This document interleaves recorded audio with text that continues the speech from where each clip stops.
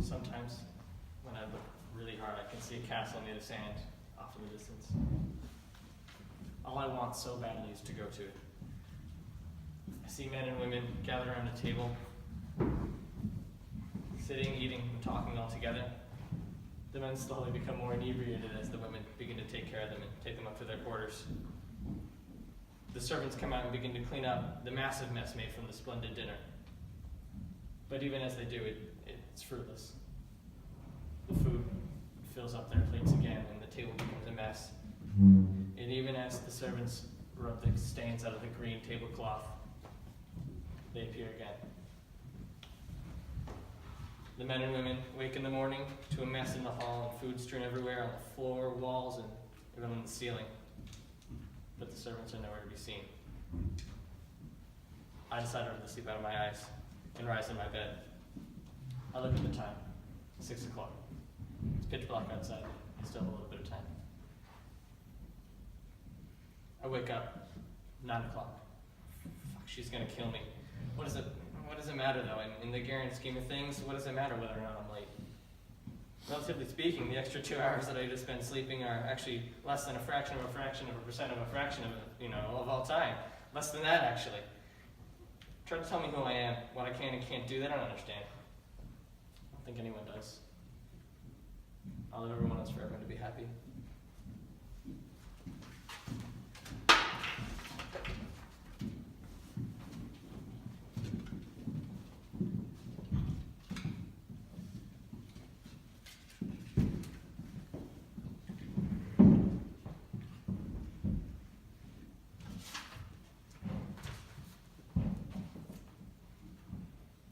The town is devoid of life, devoid of any green. All that's left is rusty colored dust and charcoal black as sin. A lone man walks through the desert town with his horse and cart. He comes up to me and hands me a revolver. What do? I ask. But he has no response. He just turns and leaves town, never to be seen again. The ocean rises and falls, and the wind blows the trees that are on the shore. But inside the island is teeming with life that no one knows about. I don't think I can go on like this. These regulations, I can't even move.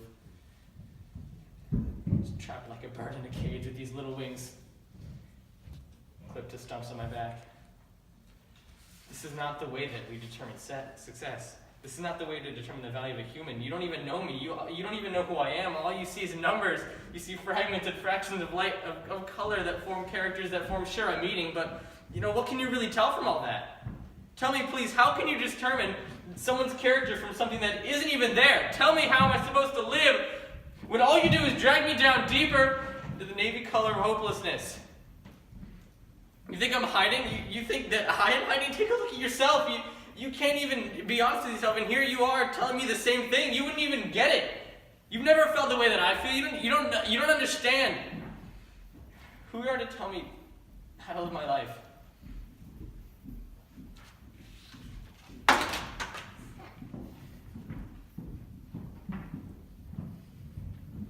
The white cloud of night passes overhead, an alien to me.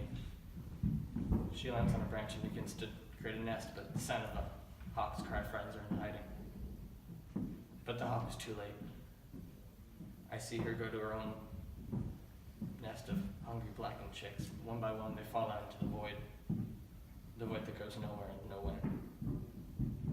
I want to say that I can relate to this dense island jungle, but I'm afraid to.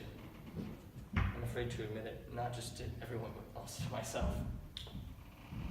I don't think I'm ready to traverse the forest to make it through the tree split where I am, but I can see no end in sight. I mean, it seems similar enough to me. I'm not ready to leave.